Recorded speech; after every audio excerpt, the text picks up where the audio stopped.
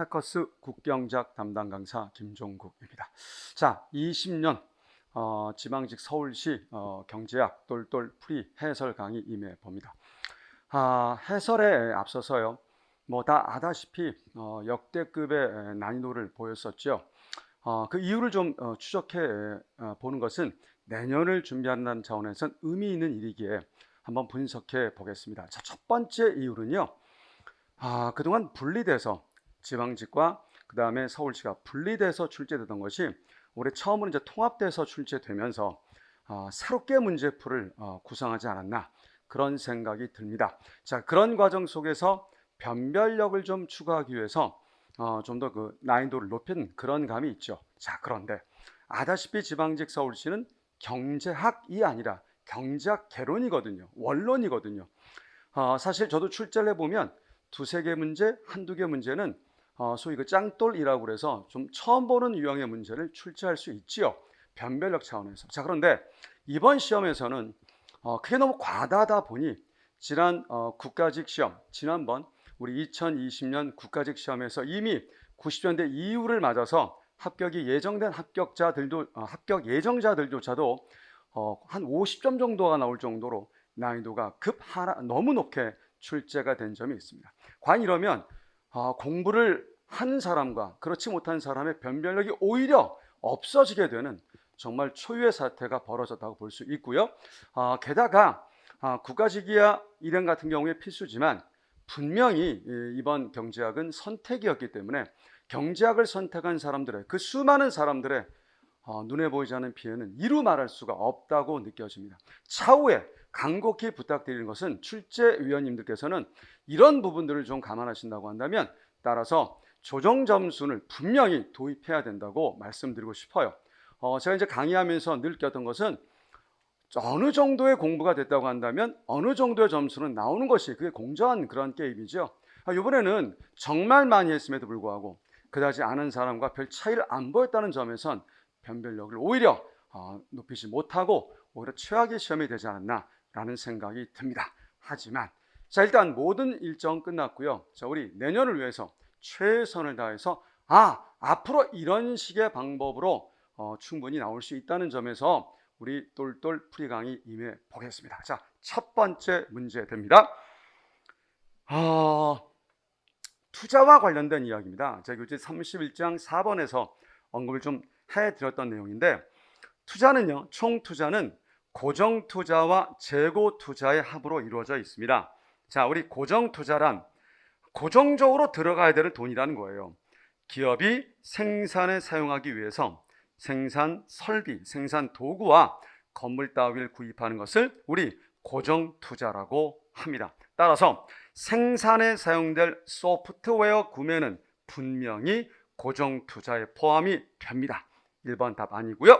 그다음, 자, 음의 값을 갖는 재고 투자는 해당 시기의 GDP를 감소시킨다. 선생님 분명히 그런 설명을 너무나 많이 했습니다. 기본 반 때부터 했었죠. 어떤 내용이냐?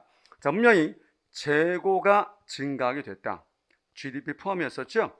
그 재고 증가를 뭐로 포함시켰어요?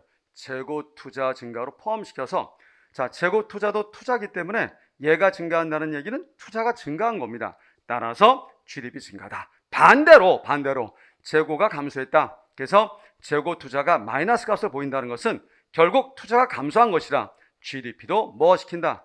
감소시키게 되죠. 우리 재고 투자는 아다시피 기업이 판매를 목적으로 보유 중인 제품과 생산에 투입하기 위해 보유하고 있는 원자재 및 미완성 제품 등을 의미하죠. 그래서 분명히 이 선지는 맞는 선지로서 2번이 정답이 되겠습니다. 자, 이에 비해서 3번이요. 신축 주거용 아파트 구매는요, 흔히 주택 투자라고 합니다. 주택 투자는 자신이 거주 또는 임대할 계획으로 신규로 건설된 주택을 구입하는 것을 의미한다. 제 기본서에 문제 그대로 있습니다. 자, 그런데 기존의 주택을 거래하는 것은 주택 투자는 아니고요. 이때 주택 투자는 분명히 고정 투자의 일부입니다. 제가 틀렸습니다. 자, 그런데 신축 주거용 아파트를 구매하는 것은 고정 투자 중에 주택 투자에 포함되고요. 임대로 내는 것은 소비 지출이에요. 그래서 소비 지출 포함은 아닙니다. 그래서 3번 틀렸습니다. 자, 4번은요. 재고라는 것 자체는 절약 개념이죠. 그렇지만 재고의 변화분, 재고의 증가분은 바로 이것이 재고 투자가 됨으로써 이거는 유량 개념이 됩니다. 흔히 기말 재고, 그러니까 마지막 때 재고와 기초 재고, 처음의 재고의 변화분, 재고 증가분을 우리가 재고 투자라고 해서 전형적인 유량이 되겠습니다. 자, 1번은 2번이 되겠습니다. 그 다음, 자, 우리 단순한 문제 나왔습니다. 경기 변동 옳은 것은, 케인즈는 경기 변동의 원인으로, 우리 케인즈 수요 쪽이죠, 총수요 변화를 가장 중요하게 생각하였다. 맞습니다. 바로 1번이네요. 2번, ISLM 모형에 의하면 통화 정책도 분명히 M을 늘리면 R이 떨어져서 투자가 늘므로써 분명히 총수요를 변화시킬 수 있죠. 그러니 미칠 수 없다. 틀렸습니다.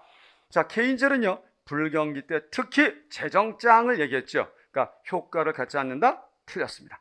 사실 내부 시차, 외부 시차는 너무나 많이 나오는, 그러니까 시험 문제 출제 포인트로 잘 나오죠. 재정 정책은 분명히 국회 동의의 과정 등이 필요하기 때문에 결정 집행 전까지 걸리는 내부 시차가 오히려 더 뭡니까? 길죠. 그래서 잘못된 선지죠. 그래서 1번만이 답이 되겠습니다. 자, 3번 갈까요? 이거 관련 문풀에 100% 똑같은 문제도 있습니다. 그래서 저는 그런 생각을 많이 해봤어요. 진짜 이제는 단순하게 우리가 7급만 준비하는 것이 아니라, 자, 우리 제가 공감보노라고 하죠. 공인회계사, 감정평가사, 보험계리사, 공인노무사. 이 모든 거 이제 우리 7급의 출제 범위로 다 되어버린 것 같아요. 똑같습니다. 자, 갑은 4반 A와 B를 고려하고 있다. 두 안의 성공 및 실패에 따른 수익과 확률은 다음과 같다. 우리 이제 문풀반, 관풀반 친구들은 아마 이 문제 읽을 겁니다. 자, 그러면 옳은 것만 골라봐라. 자, A 안의 기대 수익은 수학의 기대값으로 구하는 거죠. 그래서 0.9와 100만 원 곱해서 90, 0.1과 50 곱해서 5. 그러니 기대 수익은 95가 되겠죠. 자, B 안은요, 200과 0.5 반띵이죠. 100. 0.5와 마이너스 10이니까 마이너스. 더하면 95. 둘 다 기대 수익은 95가 됩니다. 그래서 기억 니은은 당연히 답이 돼야 되죠. 그런데 디귿이냐 리을이냐의 문제예요. 자, 디귿. 갑이 위험을 회피한다, 위험을 싫어한다. 이 말 자체는요, 실패를 두려워하는 거예요. 실패 확률이 낮아야 위험 깊이 회피입니다. 그러니 실패 확률 낮은 쪽은 A안이 되기 때문에 분명히 A안을 선택할 가능성이 더 크다. 디귿이 맞다. 그래서 기억니은 디귿의 몇 번? 1번이 답이 되겠습니다. 자, 리을은요, 보통 이제 위험을 분산, 실제 수치 계산하실 필요 없어요. 어차피 뭐 분산이 표준 편차의 제곱이다, 이런 건 몰라도 되고요. 흩어진 정도를 얘기하는 것인데, 자, 보세요. 지금 요거 109, 여기 50이에요. 기대 수익 95예요. 95와 100과 50의 차이값과, 자, 이 경우는 200과 마이너스 10은 마이너스 10인데 95입니다. 어떻습니까? B안이 차이가 엄청 크죠. 얘가 위험도가 더 큰 거예요. 그러니 A안의 위험이 B안의 위험보다 크다가 아니라 작다가 돼야 되기 때문에 리을은 틀렸다. 그래서 기억, 니은, 디귿의 몇 번 답이다? 1번이 답이 되겠습니다. 자, 다음입니다.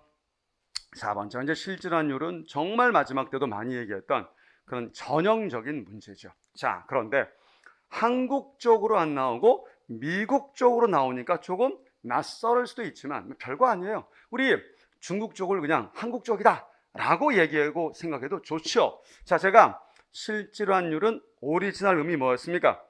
수입제 수량분의 수출제 수량의 비율이죠. 미국 쪽이 중심이니까, 그래서 Q M분의 QX, 요거는 이제 미국이라고 보시고요, 여기가 중국이 우리 한국을 전제한다고 한다면 수출제 이렇게 쓰실 수 있죠. 자, 우리 지그재그 법칙에 따라서 뭡니까? PX분의 PM이 되고요. 요거 자국의 수출제 가격, 국내 물가 P, 그러니까 중국 쪽의 물가가 되는 겁니다. 그 다음 요거 PM은 미국 쪽이죠. 미국 쪽에 뭡니까? 미국이라고 했습니다. 가격이 되죠. 그리고 그 사이에 명목 환율을 뭐하라? 곱하라. 그대로 대입하시면 풀 수 있는 전형적인 문제가 되겠습니다. 자, 중국 쪽 가격. 자, 누굽니까? 중국산 필 2위안. 그 다음 미국 쪽 가격. 자, 미국산 연필 얼마입니까? 1달러. 그 다음 환율은요. 자, 분명히 주어진 게 미국과 중국의 화폐 교환 비율은 달러당 5위안. 5죠. 자, 그러면 2분의 5가 되는 거니까 단순히 2.5가 된다. 몇 번 답입니까? 3번이 답이 되겠습니다. 좋습니다. 자, 5번 갑니다. 산수 문제를 좀 많이 냈어요. 그러니까 이런 식의 계산은 본질 수학이거든요. 커피 수요에 대한 가격 탄력성의 절대값이 2분의 1이다. 자, 우리 선생님이 늘 얘기하지만 요거 가격 쪽이 분자로 와서 델타 P, 분모로 와서 델타 P 지그재그 P. 자, 우리 커피 수요가 분자로 와서 델타 Q 지그재그 Q가 되겠습니다. 자, 이제 그러면 절대값 만들기 위해서 이제 마이너스를 붙였죠. 그러면 우리는 이거에 대한 의미를 알자. 사실 수학의 미분이었어요. 수학의 미분이었습니다. Q를 P로 뭐하라? 미분하라. Q를 P로 미분하면 바로 요 마이너스 2가 되죠. 그래서 마이너스, 앞에 마이너스 있고요. 그 다음 P는 그대로 P를 주고요. Q는 요거 Q를 그대로 쓰시는 거예요. 2400 빼기 마이너스 2P. 자, 이것이 2분의 1이다. 요거 풀면 되는 겁니다. 자, 요거 마이너 플러스. 그러면 요 2하고 요쪽을 소거하게 되면 자, 1200 빼기 P. 위는 P죠? 얘가 얼마다? 2분의 1이다. 그죠? 그러면 지그재그 곱하면 되는 거죠. 2P. 2P는 요거 곱하면요. 1200 빼기 P가 됩니다. 마이너스 P 넘기면 3P 되고요. 자, 1200. 가볍게 P는 얼마가 나옵니까? 400. 가격은 뭐다? 400이다. 몇 번 답입니까? 1번 답. 좋습니다. 자, 6번 가겠습니다. 전에도 유사 문제는 이미 출제가 되고 있는 빈출 문제라 볼 수 있죠. 자, 제가 직접 그림 그리겠습니다.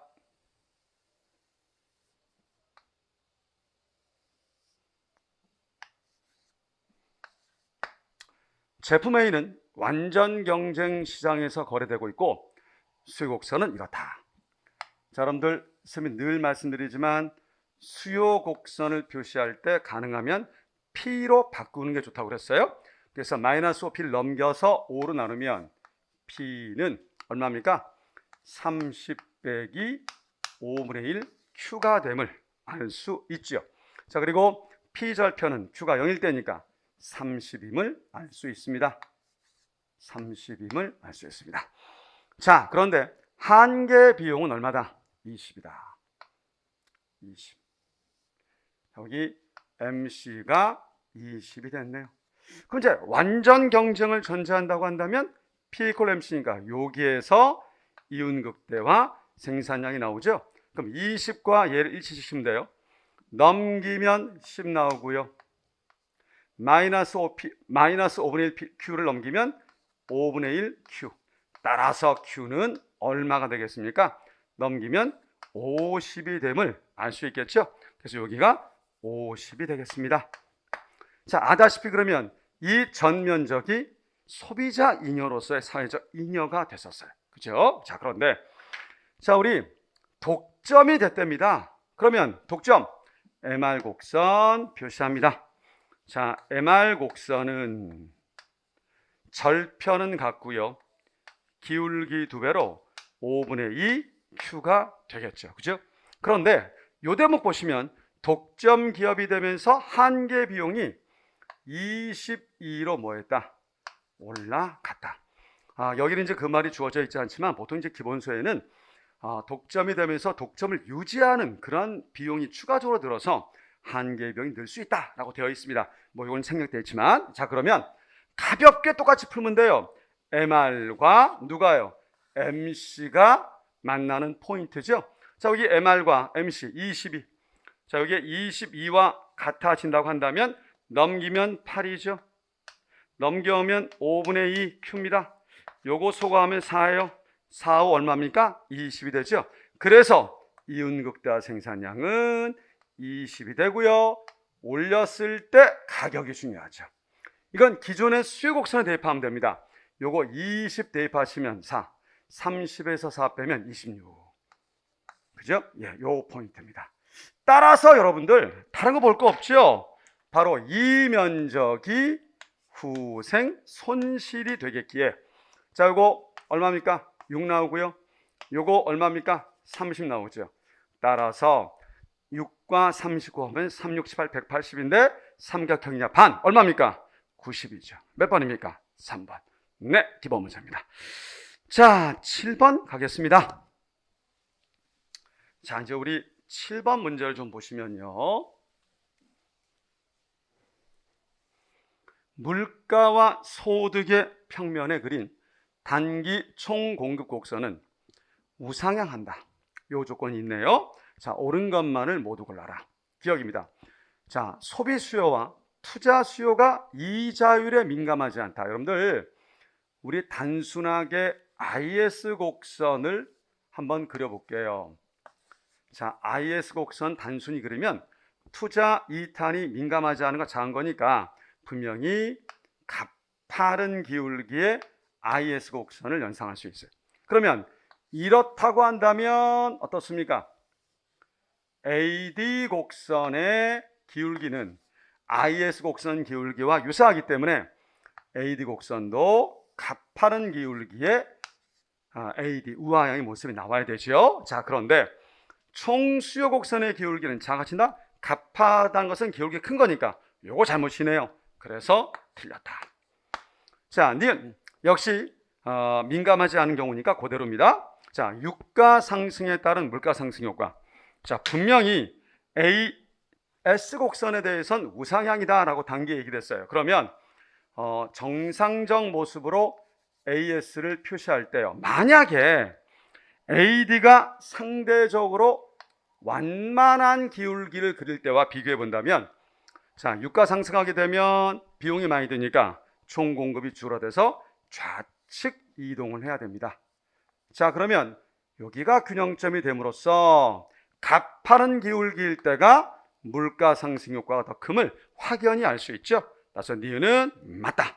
자, 디귿 보시면 역시 같은 취지의 문제인데, 자, 유가 상승으로 경기가 침체됐을 때 경기 회복을 위해서 재정 정책이 더 효과적이냐? 자, 여러분들 단순하죠. 선생님이 늘 얘기하지만 가파른 기울기의 곡선을 움직이는 정책이 짱이라고 그랬어요.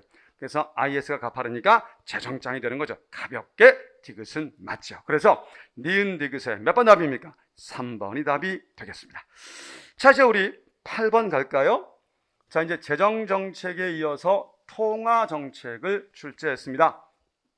자, 중앙은행이 법정 지급 준비율을 인하여서 총 지급 준비율이 작아지면 그만큼 대출을 많이 할 수 있죠. 승수 커지고 통화량 증가 당근입니다. 자, 중앙은행이 재할인율을 콜금리보다 낮게 인하한다면, 재할인율은 중앙은행과 일반 은행 간의 적용 이자율이죠. 지금은 기준금리라고 하죠. 이것이 콜금리는 금융권끼리, 그러니까 일반 은행끼리 거래하는 금리예요. 이거보다도 낮게 하면 굳이 일반 은행끼리 서로 돈을 빌리고 하지 말고 중앙은행으로부터 싸게 빌려오라는 거예요. 그래서 우리한테 많이 대출해 줄 수 있으니 통화량 뭐 한다? 증가한다. 당근. 자, 3번입니다. 양적 완화를 실시한다. 자, 우리 이자율이 거의 제로금리에 육박해서 이자율을 매개로 해서 통화량을 늘릴 수 없을 때 직접 양적 완화, 돈을 막 뿌리는 거죠. 그래서 본원 통화 증가하게 되면, 이거 좀 중요합니다. 적어도 단기에는 분명히 이자율은 뭐합니까? 하락하죠. 돈이 이제 풍성해지니까. 하지만 장기에는 점차 이자율이 상승하게 되기 때문에 이거는 단기라 해야 정확히 틀린 지문이 되는 겁니다. 그래서 단기 이자율은 뭐한다? 하락하다가 장기에는 뛸 수 있지만 정확히 3번이 틀려서 정답이 되고요. 자, 제가 이제 이 내용은 기출 강좌할 때 정확하게 요거 부분을 해드렸었어요. 자, 그 다음 4번. 중앙은행이 공개 시장 조작으로 국채를 매입하면 제가 감각 입증 사오면 돈 뿌리는 거죠. 동화량 증가. 맞습니다. 그래서 몇 번만 틀렸다? 3번만이 틀렸다. 자, 여기까지 괜찮았어요. 앞면이었죠. 자, 이제 그 다음부터 이제 우리 친구들이 많이 이제 힘들게 접하게 됐죠. 자, 우리 이제 9번을 보겠습니다. 사실 테일러 준칙은 이미 2차례 정도 우리 시험에 나왔었기 때문에 낯선 문제는 아니에요, 사실. 근데 이제 설명드리겠지만 디테일하게 과연 여기까지 공부를 해야 되느냐 이 문제에 있어서는 아마 좀 상황이 다를 거예요. 통화 정책의 테일러 준칙과 인플레이션 목표제, 흔히 물가 안정 목표제라고 그래요. 설명 옳지 않은 것은, 자, 우리 테일러 준칙은 미국 경제학자 존 테일러 교수가 제시한 통화 정책 방법으로 중앙은행이 인플레이션과 경기를 감안해서 적정 이자를 추정하자. 가령 현재 침체 또 인플레이션 또는 기대 인플레가 높아요. 그러면 이자를 좀 뭐하자? 낮춰서 경기를 진작시키자. 반대로 경기가 과열되어 있고 인플레이션 또는 기대 인플레이션이 상당히 높아요. 당연히 이자를 높여서 과열된 경기를 뭐하자? 진정시키자. 이게 테일러 준칙의 큰 흐름이기 때문에 호경기일 땐 상승, 불경기일 때 하락. 당근입니다. 1번은 아주 스탠다드한 지문이죠. 자, 그런데 바로 2번 문제. 자, 이제 요 지문은요, 우리 18년도 우리 기출문제 지방직에 나왔었던 테일러 준칙 공식이에요. 그때 제가 스타 했거든요. 자, 목표 이자율을 높이면 정책 금리도 높여라. 자, 이거는 목표 이자 높이면 빼는 값이 커지기 때문에 정책 금리는 떨어질 수밖에 없습니다. 그래서 2번 틀려 정답이에요. 그러니까 결국은 기출문제를 얼마나 열심히 많이 보냐는 것은 너무너무 중요한 사실이라는 거죠. 답은 그래서 옳지 않은 거 2번이 되고요. 자, 나머지 3, 4 우리 설명의 편의를 위해서 4번을 먼저 하겠습니다. 그러니까 이제 답이 있음에도 불구하고 나머지 선지가 낯설다 보니 어렵게 느껴질 수도 있었겠죠. 인플레이션 목표제, 물가 안정 목표제는 목표를 구체 수치로 제시해서 책임감을 높일 수 있다. 네, 목표를 설정했어요. 그 달성할 의무를 부과함으로써 결과적으로 책임감을 높일 수 있습니다. 이거 좋은 말이잖아요. 이 자체를 의심할 필요는 없다는 거죠. 당연한 말이기 때문에. 자, 우리 3번 지문 보세요. 인플레이션 목표제, 물가 안정 목표제, 테일러 준칙. 여러분들 이거는 언어적 의미로도 이미 맞출 수 있어야 되는 겁니다. 원래 준칙은 원칙, 규칙, 준수거든요. 이미 정해진 룰을 지켜가는 거예요. 따라서 과거 인플레이션에 따를 수밖에 없지만 목표는 앞으로의 목표이기 때문에 미래 인플레이션의 예측치에 근거해서 책정하게 되어 있습니다. 그래서 3번도 역시 맞다. 몇 번만 틀렸다? 2번만 틀렸다. 네. 자, 이제 10번으로 가겠습니다. 자, 이자율 기간 구조.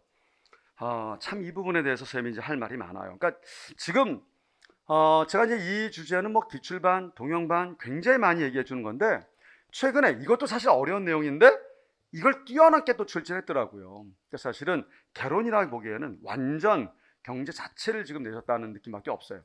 자, 보겠습니다. 이자율 기간 구조. 우리 이제 원래 3가지가 있는데 제가 이제 크게 2가지 얘기했었어요. 기대 이론과 유동성 프리미엄 이론이 있다. 유동성 프리미엄 이론이 있다.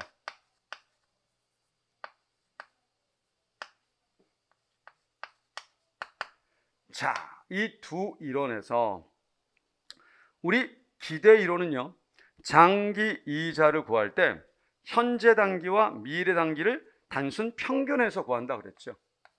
평균에서 구한다. 이에 비해 우리 유동성 프리미엄 이론에서는 장기 이자율은 현재 단기와 미래 단기를 평균에다가 위험 프리미엄을 더한다고 그랬죠. 평균에다가 위험 프리미엄 알파를 뭐하라? 더하자. 이렇게 계산하는 것이 유동성 프리미엄 이론이었었습니다. 자, 그러면요, 좀 더 추가적으로 말씀드리면 이번 선지 기대 이론에 따르면 현재와 미래 단기 같으면 평균 내봤자 똑같아요. 증가 똑같죠. 그러니 수익률 곡선은 평평해질 수밖에 없습니다. 2번 당연히 맞아요. 자, 이에 비해서 유동성 프리미엄 이론은요, 미래가 불확실하기 때문에 당연히 뭔가 얹어줘야 된다. 게다가 만기가 길수록 더 많이 커져야 되겠죠. 그래서 항상 양의 값을 갖고 만기가 길어질수록 커질 수밖에 없다. 그래서 3번도 맞습니다. 그래서 2번, 3번 모두 맞는데요. 먼저 4번 선지를 보겠습니다. 자, 미래 단기 이자율이 그냥 낮아지는 게 아니라요, 대폭이라고 분명히 조건에 줬죠. 대폭 낮아지게 되면 단순 평균값도 주니까 수익률 곡선은 우하일 수밖에 없고요.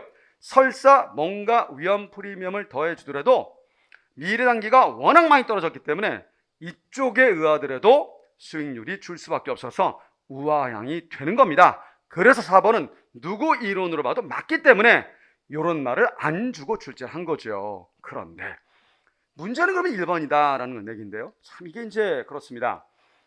통상 기대 이론과 유동성 프리미엄 이론에서 이제 이렇게까지 많이 해야 되는지는 정말 회의적입니다만은 답을 설명을 해 드려야 되기 때문에, 자, 분명히 기대 이론은 서로 다른 만기들을 가진 채권들은 분명히 뭐로 보냐면 완전 대체 관계로 봐요. 완전 대체 관계로 보는데, 유동성 프리미엄 이론은 그게 아니라 불완전 대체 관계로 본다는 겁니다. 즉 기대 이론은 완전 대체적 관계로 보는데 유동성 프리미엄 이론에 의하면 그게 아니라 불완전 대체제, 대체 가능 정도로 봐요. 그래서 완전 대체적으로 유동성 프리미엄이기 때문에 잘못된 겁니다.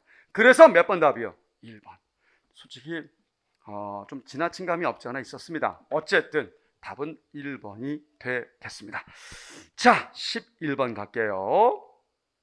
이자율 평가선. 이 문제 좋습니다. 그러니까 이런 것들은 여러분들 기본적으로 공부한 내용을 좀 더 우리가 고난도로 냈기 때문에 정말 잘 낸 문제죠. 이런 정도는 정말 좋은 문제죠. 자, 이자율 평가설. 자, 우리 다 알고 있는 무위험 이자율 평가설을 한번 써봤습니다. 자, 1번 외국의 명목과, 자, 우리가 기대 환율이란 말. 자, 우리 기대라는 말 앞으로 있을 거니까 현재겠습니까? 선도겠습니까? 선도 환율을 기대로 쓴 것뿐이에요. 그래서 다 고정. 자, 해외 명목이자도 고정, 선도도 고정. 그럴 때 자국의 명목이 증가한다면, 이게 증가한다면 좌우가 일치하려면 현재 환율은 뭐 해야 됩니까? 하락해야 되죠. 환율은 상승이 아니라 하락해야 됩니다. 틀렸습니다. 자, 2번입니다. 자, 이번에는요, 외국 명목과 자국 명목이 고정. 자, 해외 명목이자율과 국내 명목이자율이 고정. 기대 환율, 선도 환율이 증가한다. 이게 증가한다. 자, 그러면 분명히 좌우 같아지려면 현재 환율도 띄어야 돼. 환율의 상승, 환율 무슨 값이요? 달러값. 달러가치 상승이에요.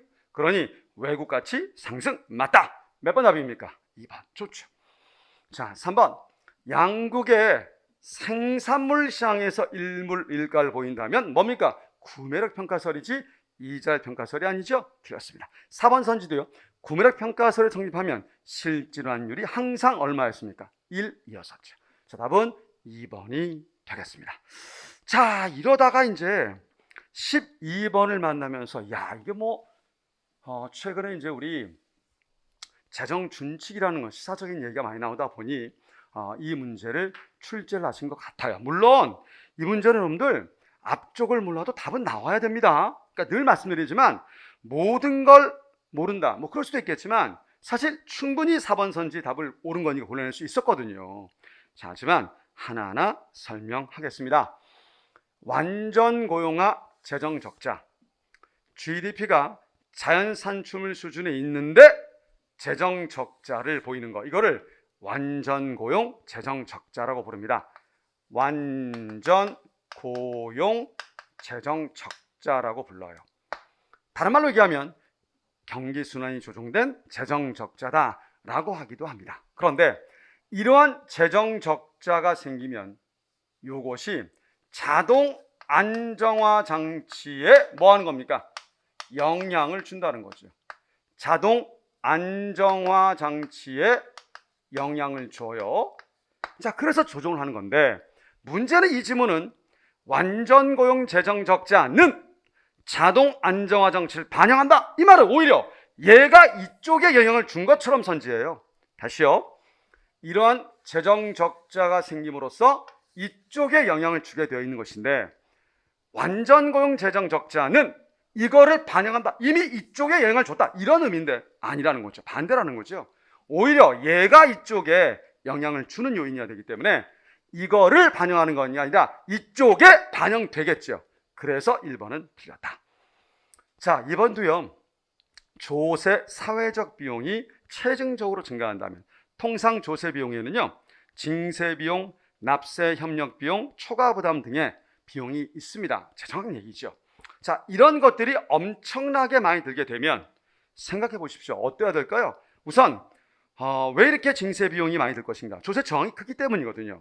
자, 형평성을 고려해 봐야 되겠죠. 그 다음, 납세 협력 비용이 단순하면 이런 일이 줄 수 있는데 그렇지 못하니까 자꾸 이 비용이 많이 든다는 거예요. 그리고 자, 우리 조세가 자원 배분을 왜곡시키게 되면 초과 부담에 부담을 줄 수 있죠. 그래서 이러한 사회적 비용이 체증적으로 증가할 땐 이런 것들이 형평성, 단순성, 효율성이 대안이 되는 것이죠. 그런데 우리 균형 예산이라고 하는 것은 세입 세출이 균형을 이루게끔, 다시 말해서 적자가 없는 예산을 말하는 거예요.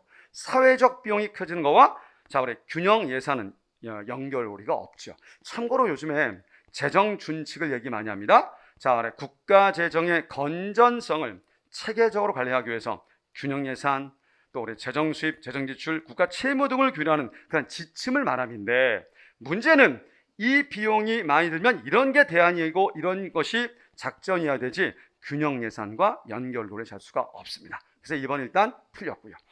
자, 3번입니다. 리카르도 대등 정리요. 자, 정부 지출의 흐름이 일정할 때 결국 민간 보유 국공채는 뭐로 봤었습니까? 리카르도 대등 정리는 부채로 봤었죠. 부채로 봤었죠. 그죠? 그러니 잘못이다. 자, 소비자가 근시안적으로 소비를 설정하거나 자본 시장이 불안전하게 되면, 자, 우리 케인즈 말이 맞다고 그랬었어요. 다시 말해서 리카르도 대등 정리가 성립하지 않는다. 답은 4번. 답은 나올 수 있었죠. 그런데 이제 체감적으로 너무 어렵다는 느낌을 줬다는 점에서 굉장히 시사한 바가 컸었습니다. 답은 4번이고요. 그 다음 13번입니다. 보통 이제 2008년까지의 이 2008년 미국발 외환 위기요. 미국발 외환 위기, 요 위기 전까지가 그동안의 시험 범위였다고 한다면, 사실 이제 13번 문제 이걸 통해서 확연히 그 이후의 얘기, 양적 완화라든지 마이너스 금리, 제로 금리가 아니라 마이너스 금리까지 이제 시험에 등장하게 된 겁니다. 자, 금융기관의 초과 지급 준비금에 대한 금리를 마이너스 0.1%로 인하한다. 마이너스 금리 시대라는 거예요. 마이너스 금리는 원래 플러스 금리는 돈을 맡기면 은행이 나한테 이자 주는 건데, 마이너스 금리는 내가 돈 맡기면서 감사합니다 보관해 주셔서 오히려 내가 이자를 내야 되는 거예요. 다시 말해서 중앙은행이 하는 저축에 대해서 보관료가 발생하게 됩니다. 자, 그럼에도 불구하고 저축이 증가할까요? 아니, 보관료까지 내야 되는데 저축 오히려 증가할 수 없죠. 틀렸습니다. 답은 4번이고요. 오히려 그렇기 때문에 은행들은 뭐를 많이 확대할 수 있습니까? 이자 부담이 굉장히 적은 거니까 대출을 확대하고, 기업은 이걸 받아서 투자 생산을 늘려서 고용을 증대시킬 수 있죠. 불경기 극복 방법 중에 하나로 논의되고 있는 겁니다. 그래서 정확히 4번이 틀렸습니다. 자, 이제 우리 14번을 만나게 되면 이제 A형 같은 경우에 제가 보니까 앞면까지 잘 괜찮았다가 뒷면 보면서 그냥 체감적으로 힘든 거예요. 자, 14번이 그렇죠. 솔직히 사회적 할인율을 모르시면 못 풀죠. 재정학 문제고요. 그러니까 개인적으로는 개론인데도 이런 문제 이렇게 내게 되면 우리 수강생들이 공부를 한 이유가 별로 없게 되죠. 정말 범위가 많아지게 됩니다. 자, 다른 거 없어요. 공공사업 투자할 때 이용되는 방법인데, 사회적 할인율은요. 자, 투자분에 대해서는 세전 수익률을 곱합니다. 그래서 40에 대해서 세전 수익률 15%, 0.1을 곱하고요. 그 다음 소비 부분에 대해서는 세후 수익률을 곱해요. 그래서 60에 0.1을 곱하니까 6 나와서, 여기도 6 나오죠? 다음 얼마? 12. 굉장히 쉬운 문제니까 아는 사람은 금방 쉬운 거고요. 그 다음에 모르면 아무리 머리 굴려도 모르는 문제죠. 사실 이제 이런 문제가 그냥 한두 개, 두세 개 나왔다면 모르겠지만 이제 이렇게 되면 너무 이제 힘든 거죠. 너무 힘든 거죠. 자, 게다가 15번. 개인적으로 쉬운 문제가 좋은 문제인데 아마 많은 친구들이 이제 이 문제에 대해서도 야, 이게 도대체 뭔가 아마 그렇게 생각을 했었을 거예요. 사실 15문제도 문제 진로는 아주 좋은 문제예요. 근데 이제 이걸 제한된 시간 내에 풀 수 있다? 아마 쉽지 않았었을 겁니다. 게다가 아마 여기 있는 요 가격이라는 이 내용에 대해서 많은 친구들이 오해를 좀 할 수 있었을 것 같아요. 이거는 하나당 가격이에요. 당연하죠, 가격이. 자, 한번 풀어보는데 설명의 용이성 때문에 순서는 쌤이 2, 4, 1, 3으로 바꿔서 하겠습니다. 같은 것끼리 묶어서 해드려야 돼서 2, 4, 1, 3으로 묶어서 할게요. 자, 순서 좀 바꾸겠습니다. 자, 2번 표준적 소비 바구니. 일단 용어가 낯설죠. 근데 각주에 있거든요. 즉 교육제와 비교육제를 모두 포함한 표준적 소비 바구니 함께 쓴다는 건데, 자, 자동차 한 대와 돌봄 서비스 10회로 표준적 소비 바구니는 구성되어 있어요. 그럼 이거에 대한 뭡니까? 지금 구매력 평가 반영 환율이라고 하는 것은 구매력 평가 반영 환율은 각 나라 자국과 외국의 물가 같아지게끔 환율을 결정하지 아닙니까? 따라서 구매력 평가 환율에 의한다고 한다면 갑국의 가격, 을국의 가격 서로 일치시키면 되는 거예요. 자, 그러면 갑국의 가격인데 이런 조합을 만족해야 되죠. 자, 어떤 조합이었습니까? 자동차 한 대입니다. 자동차 한 대, 그리고 돌봄 서비스는 10회. 자, 가격은요. 자, 여기는 한 대당 얼마인 거예요? 10이에요, 10. 여기는요, 한 번 할 때 2입니다. 2. 그러면 10번 하면 얼마입니까? 20이겠죠. 한 번이 2니까 10번을 해야 되는 거니까 10번 하면 20. 그러면 전체 가격은 10과 20을 더해서 얼마 나옵니까? 30이 나옵니다. 30이 나옵니다. 자, 을도 마찬가지예요. 자동차는 1이고요. 돌봄 서비스는 10이라고 했을 때, 자, 한 대당 가격 10, 1이니까 10. 자, 여기는요, 돌봄 서비스 1에 대해서 1이에요. 그러면 10번에 대해서는 10이겠죠. 그러니 더하면 20. 그래서 갑국 통화 4회 단위에 대해서 을국 통화는 얼마 되는 겁니까? 2단위. 맞죠? 맞습니다. 그래서 2번은 맞습니다. 자, 그러면 요걸 4번으로 넘겨서 한번 풀어보겠습니다. 자, 표준적 소비 바구니를 대상으로 한 구매력 평가 환율을 적용한다면, 즉 3대 2의 비율이에요. 만약 요게 1이라면 자, 20 나누면 2분의 3이 되겠죠. 2대 3이냐 1대 2분의 3이냐, 뭐 비율은 뭐 같죠. 그런데 우선 갑국의 1인당 GDP와 을국의 1인당 GDP를 자국 가격으로 구해보자고요. 이거 다 구하는 겁니다. 을국 하나 10, 1 곱하기 10, 10개인데 1, 10 곱하기 1 얼마 나옵니까? 10, 20이 나와요. 자, 갑국은요 10대 10, 100이 나오죠. 자, 100이 나오고 200 나옵니다. 더하면요 300이 나와요. 그런데 20과 30을 비교할 수 없습니다. 각각 화폐가 다르니까. 그렇다면 자, 분명히 이쪽 의로 했으니까 이쪽 가치로 바꿔주자는 거예요. 을국의 1인당 GDP를 갑쪽으로 바꿔주자는 겁니다. 어떤 비율이죠? 21대 30. 다시 말해서 1일 때 2분의 3이에요. 그러니 자, 이걸 1에 바꿀 땐 2분의 3을 곱하면 바뀌어져요. 그래서 20에 2분의 3을 곱하면 얼마 되는 겁니까? 30이 나온다는 거죠.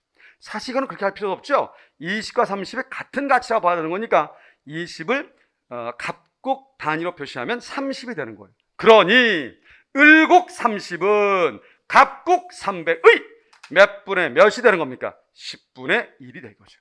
정확히 맞다. 정확히 맞다. 절대 쉬운 문제는 아니었습니다. 그러니까 찰나적으로 그 머리 지금 막 돌아가는 시간에 이 문제를 제한정 시간 내에 푼다? 쉽지 않았을 거예요. 정말 어려웠던 문제입니다. 어쨌든 2번, 4번 맞는 겁니다. 자, 그 다음. 자, 1번은 교역제만을 대상으로 하라. 그럼 이것만 대상하는 거예요. 10대 10이에요. 1대 1이에요. 1대 1. 맞죠. 자, 이제 3번입니다. 교역제만을 대상으로 한 환율 1대1입니다. 자, 을국의 1인당 GDP. 이때 많은 친구들이 이런 실수를 했던 것 같아요. 뭐냐? 교육제니까 요거 1인당 GDP도 교육제만 곱해서 구하면 되지 않겠는가? 이거 아니죠. 1인당 GDP 아닙니까? 환율을 이걸 적용하는 것이지 1인당 GDP는 생산량을 다 곱하는 거예요. 다 반영해야 되는 겁니다. 그래서 을국은 아까와 마찬가지로 1 곱하기 10, 10 곱하기 1 얼마입니까? 20. 자, 갑국은요? 10 곱하기 10, 그 다음에 100 곱하기 2 얼마입니까? 300. 단지 두 나라 화폐당이 다르니까 요 환율로 바꾸자는 거죠. 그런데 1대1이니까 자, 갑국으로 단위로 해도 똑같이 20이 되는 거예요. 그래서 을국의 1인당 GDP 20은 갑국의 1인당 GDP 300의 자, 10분의 1입니까? 15분의 1입니까? 15분의 1이죠. 300에 15분의 1을 곱해줘야 얼마 나옵니까? 20이 나오니까. 그렇죠? 그래서 10분의 1이 아니라 15분의 1이에요. 그래서 몇 번 틀렸다? 3번 틀렸다. 개인적으로는 그런 생각을 해봐요. 제한된 시간 내에 풀 수 있겠는가? 쉽지 않았을 겁니다. 네, 자 15번은 3번 답이 되겠습니다. 자, 16번 갈까요? 자, 이제 정점을 찍어버렸습니다. 이번 그 지방직 서울시 문제의 정점이라고 저는 생각돼요. 이거 솔직히 여러분들 경제 전공을 안 하면 진짜 몰라요. 있으니까 해드립니다. 그래서 이렇게까지 할 필요 있었겠는가라는 생각을 또 한 번 또 해봅니다. 진짜로 이거는 공부를 했다 안 했다의 차이가 전혀 안 나는 변별력을 전혀 구할 수 없었던 문제죠. 경제 전공자, 오리지널 전공자만이 무슨 말인지 아닌지 잘 모르거든요. 자, 우리 맨 꼭대기 보시면 자연로그 x의 변화량은 x의 변화율이다. 자, 요거 설명 한번 해보겠습니다. 자, 이제 경제를 공부하기 위해서 수학을 어디까지 해야 되는지 쌤 개인적으로는 과연 이게 바람직한 공부의 방향인지는 모르겠어요, 사실. 자, 분명히 17년도에 자연로그 미분이 나왔어요. 그래서 자연로그 미분 자체는 아마 아시는 분이 되게 많을 겁니다. 자, 이거 오리지널로 한번 설명을 드리면요. 자연로그 x의 변화량은 델타. 자, 이거는 x의 변화율은 최초값분의 변화량이죠. 물론 곱하기 100은 굳이 안 써도 괜찮죠? 이제 이런 의미거든요. 왜 이런 게 나올 수 있느냐? 자, 여러분들 자연로그 x를 가령 뭐로? x로 뭐하자? 미분하자. 미분기어 d를 쓸 수도 있고 우리 경제에선 델타를 써도 됩니다. 자, 이거 답이 뭐라 했었느냐? 요 답이 이거 역수였었죠. x분의 1. 그죠? x분의 1. 그러면 요것만 남길게요. 요것만 남기면 요게 1이 가게 되면 바로 델타 x 그 다음에 곱하기 위로 가죠? 이거를 x로 나눈 값이 되죠. 그래서 바로 윗식으로 뭐 할 수 있습니까? 도출할 수 있다. 그러니까 원래 자연로그 x를 x로 미분하라 그러면 우리 이건 수학입니다. 바로 이거 역수인 x분의 1이거든요. 그러면 자연로그 x 변화량만 남기면 얘 옮길 수 있잖아요. 그러면 x분의 델타 x가 돼요. 그래서 우리 이제 기억하십시오. 어쩔 수 없네요. 자, 자연로그 x의 변화량은 뭐다? x의 변화율이다. 한 번 더요. 자연로그 x의 변화량은 x의 뭐다? 변화율이다. 완전 미적분 시간, 수학 시간 같습니다. 자, 한 번 더요. 자연로그 x의 변화량은 x의 뭐다? 변화율이다. 자, 이제 그러면 요걸 이용해서 이 문제를 한번 풀어 드리려고 합니다. 자, 풀기 전에 우선 이 작전을 그대로 이용할게요. 자, 여기 이제 보겠습니다. 자, 한번 써볼게요. 자연로그 q를 q로 미분하라. 자, 자연로그 x를 x로 미분하면 x의 변화율이죠. 그럼 x분의 1이죠. 그러면 자연로그 q를 q로 미분은 d를 써도 좋고 델타를 써도 좋아요. 자, 답이 뭡니까? 답은 이거 역수 q분의 1이라니까요. q분의 1. 그런데 요것만 남기면요. 요것만 남기면 얘가 1이 와야 되잖아요. 따라서 요게 없어지면서 위로 올라와서 델타 Q가 되는 겁니다. 델타 Q가 된다. 그래서 자인 로그 Q를 미분하라. 자인 로그 Q의 변화량이다. 뭡니까? Q의 변화율이다.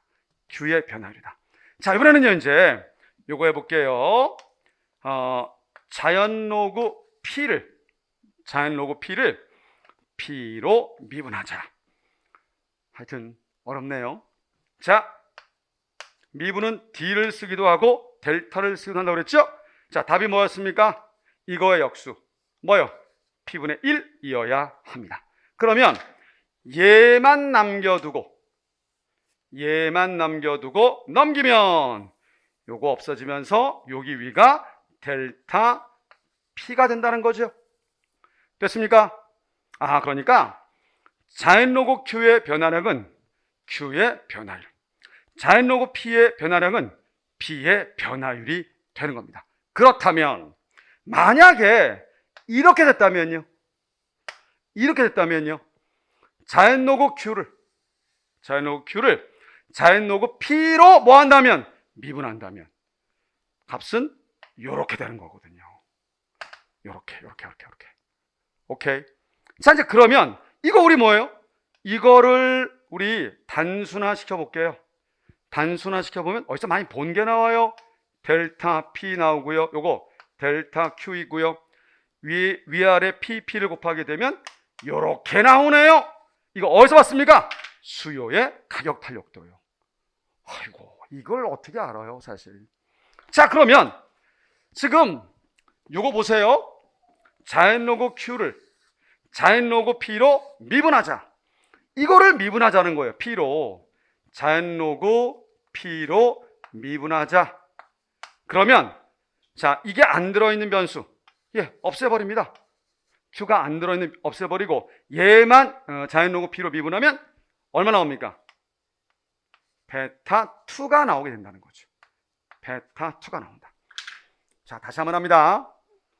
자, 우리 결론은 이거였어요. 자인 로그 X의 변화량은 X의 변화율이다. 그러면 원래는 왜 이게 나왔느냐? 자인 로그 X를 X로 뭐 하게 되면 미분하면 이 X의 이제 역수가 되거든요. 그럼 얘를 위로 올라가게 되면 X분의 X 이거 되는 거죠. 따라서 자인 로그 Q의 변화량은 Q의 변화율, 자인 로그 P의 변화량은 P의 변화율이 돼요. 그러면 이렇게 되면 나누는 값이니까 요게 된다. 결과적으로 이 의미는 뭐가 되는 거라고요? 얘가 바로 탄력도가 되는 겁니다. 탄력도가. 따라서 이렇게 미분했을 때 이 베타2가 뭐가 되는 거예요? 이게 탄력도가 돼요.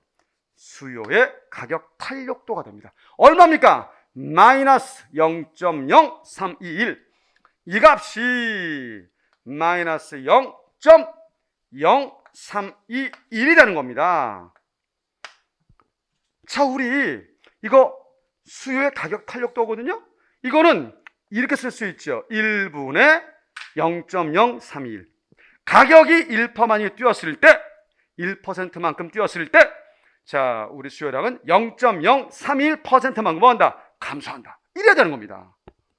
그래서 답이 몇 번이에요? 2번. 가격이 1% 상승하면 수요량은 0.031%만큼 뭐 한다? 감소한다. 그래서 결국은 여기서 베타2가 뭐라는 거예요? 탄력도다. 바로 요 값이 탄력도다. 그러니까 요게 탄력도인 거예요. 그래서 상승하면 이만큼 뭐 한다? 감소한다. 힘들죠. 정말 여러분들 마음고생 많이 하셨을 겁니다. 충분히 저도 공감합니다. 답 2번이요. 그러니까 몇 개 정도만 이렇게 나왔어도 제가 그래 뭐 이럴 수 있다라고 하겠는데 정말 힘들었죠. 답은 2번이 되겠습니다. 자, 17번입니다. 자, 이제 국제통화제도. 사실 이거는 제 기출서에도 있고, 자, 이제 수업 중에 이 플라자 협정을 설명한 적이 있어서 사실 답은 맞힐 수 있는 친구가 있었겠지만 어쨌든 범위에서는 주로 나왔던 범위는 아니죠. 자, 국제경제학 이번에 많이 나왔다는 건 시사한 바가 큽니다. 그래서 내년도에는 어쨌든 국제경제학을 반드시 독립시켜서 별도 강좌를 할 겁니다. 자, 우리 제교재 53장 보시면 이런 내용이 나와 있죠. 원래 전형적 고정환율 제도인 금본위 제도에서 자, 미국 달러화를 기축통화로 여기면서 자, 고정환율 제도였던 브레튼 우즈 체제가 있었습니다. 그 다음 달러 이외 기축통화를 도입하고 또 고정환율을 제도했던 스미소니언 협정이 있었고요. 그리고 이제 우리 킹스턴 체제가 나오죠. 독자적 환율제도 선택권. 자, 우리 SDR 특별 인출권이라고 하죠. 이것 때문에 우리가 IMF 때 도움받았었죠. 뭐냐? 가맹국이 국제 수지가 악화되는 담보 없이도 필요한 만큼의 외화를 인출할 수 있는 권리. 이것 때문에 우리는 IMF를 극복하는데 많은 도움을 받았죠. 바로 이런 내용들이 들어있는데 변동환율 제도인 거 뭐다? 킹스턴. 제가 이제 수업 중에 왕은 변화를 변덕장이 그래서 이제 킹스턴에서 변동환율 제도다라고 말씀을 드렸었습니다. 그런데 이 내용보다 더 심도 있게 냈어요. 자, 이것도 이제 냈으니까 봅시다. 우리 60년대는요 베트남 전쟁 등에서 미국이 엄청나게 많은 손해를 보면서 국제 수지가 적자가 되면서 달러화에 대한 신뢰도가 떨어지게 됩니다. 흔히 닉슨 쇼크라고 그래요. 자, 그래서 이것이 브레튼 우즈 체제를 무너뜨리는 계기가 되죠. 흑자 아닙니다. 그 다음 70년대 와서는요 금태원을 정지시키고 동시에 미 달러화를 절상시킨다? 이거 같이 떨어지고 있는데요. 금태원은 비록 그대로 유지하는데 달러화 평가 절하를 단행한 스미소니언 협정 때문에 브레튼 우즈 체제는 종식이 됩니다.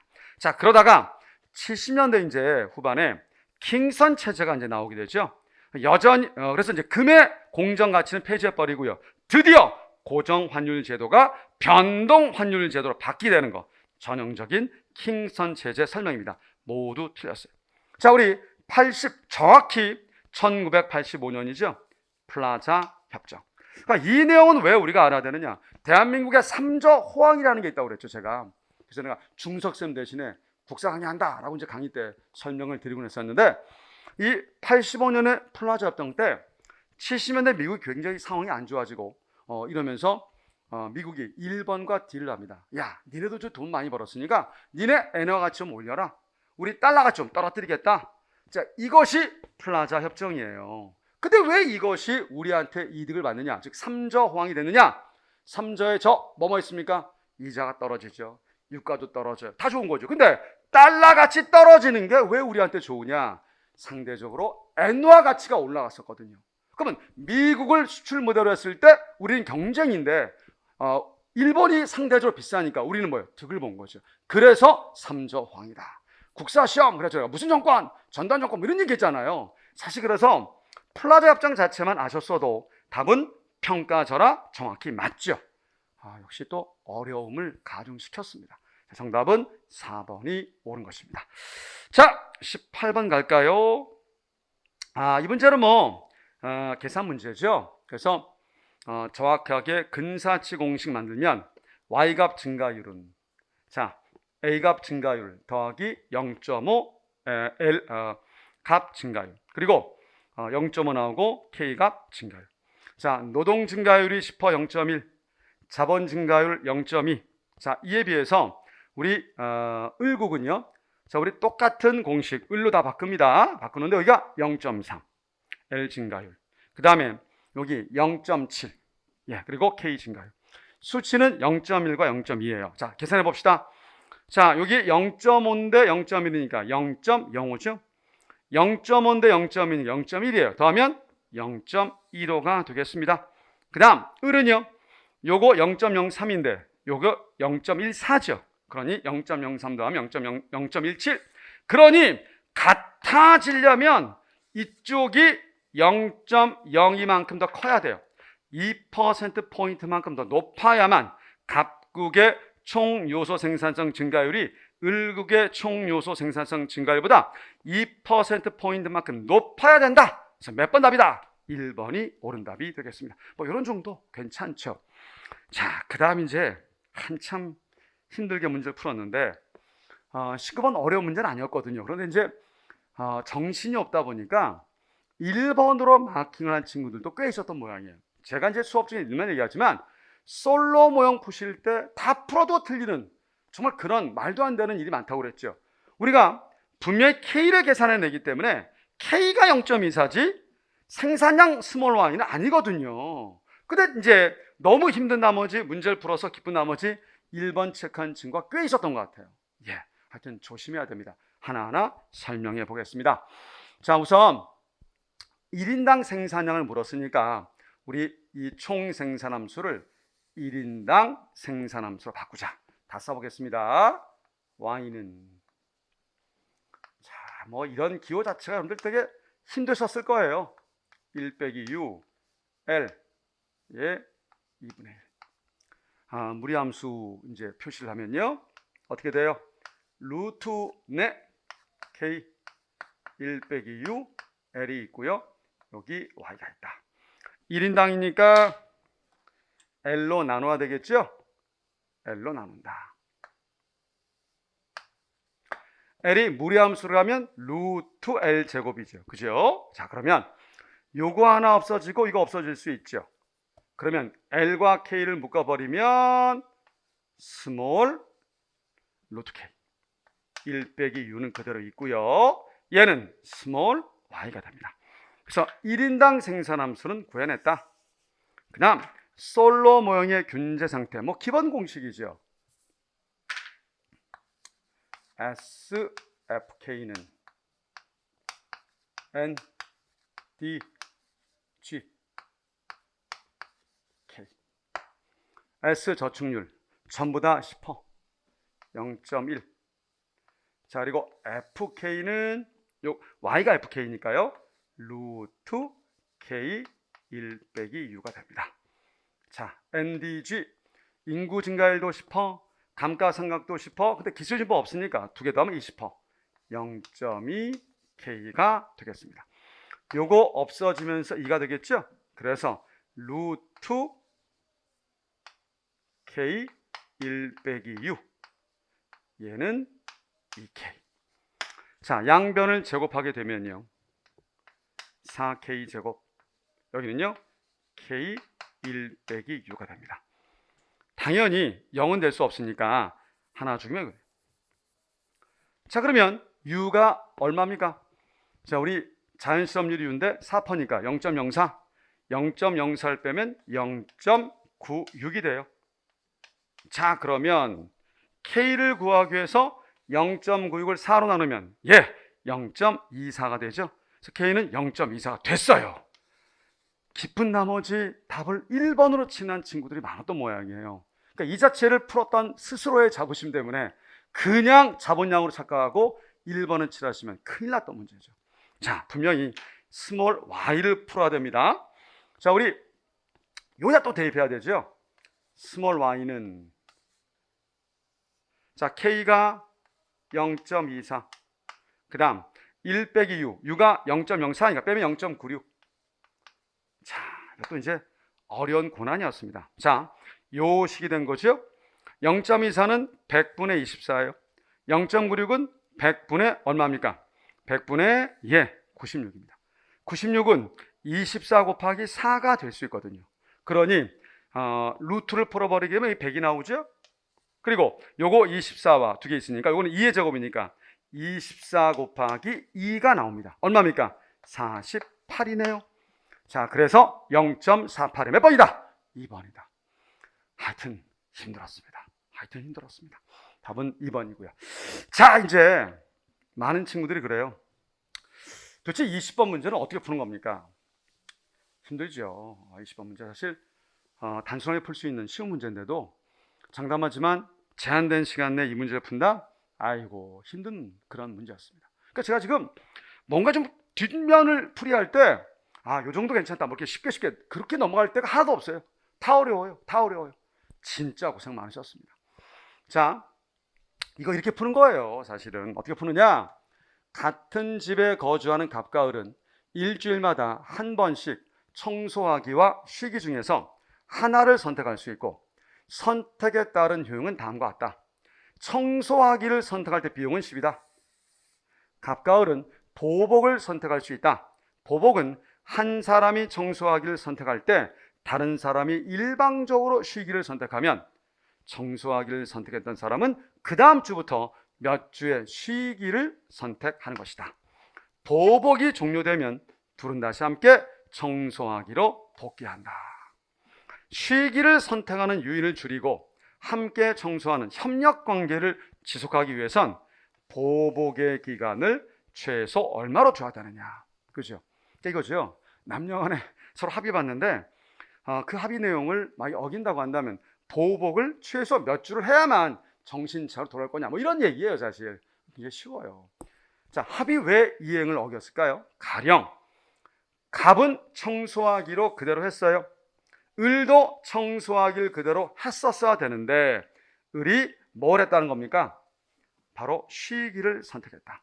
그럼 을은 10일의 효용을 보인다는 거죠. 그죠? 10일의 효용. 자, 그러면 분명히 쉬기를 선택하게 되면 10일의 효용이에요. 굳이 비용까지 감안해서 순편익을 계산한다면 이거는 쉬기니까 청소 없으니까 청소 0 비용, 그 다음에 쉬기 10일의 편익이니까 순편익은 11이 돼요. 그런데 청소하기를 했더라면 편익이야 13일지 모르지만 비용이 10이 있어요. 그러니 순편익은 3밖에 안 돼요. 자, 진짜 순수하게 아주 오리지널로만 생각해 보세요.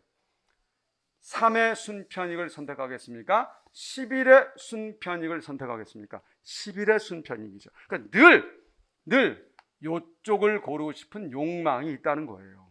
오케이? 자, 그러면 문제는 겁니다. 이렇게 했을 때 그 다음부터 보복을 할 수 있습니다. 뭐요?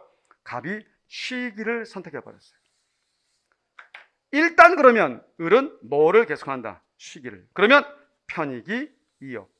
어차피 청소하기 아니니까 순편익은 계속 얼마가 되는 겁니까? 2가 된다. 2가 된다. 그럼 이렇게 비교해 보세요. 청소하기를 계속했었을 때와 쉬기를 선택했었을 때 양쪽의 순편익의 합이 자, 같게 되는 포인트를 한번 골라볼게요. 뭔 소리냐? 지금 계속 쉬기를 해서 분명히 n주 동안 쉬기를 해서 그렇다면 이 기간 동안의 순편익의 합은 2n이 되는 겁니다. 자, 총 순편익은 10일과 2n을 더한 요 부분이 되는 거예요. 그러면 청소하기를, 물론 갑은 청소하기를 한다고 전제했을 때 을이 계속 청소하기를 했다고 한다면 처음에 3이고 그 다음부터도 계속 3이 나와야 돼요.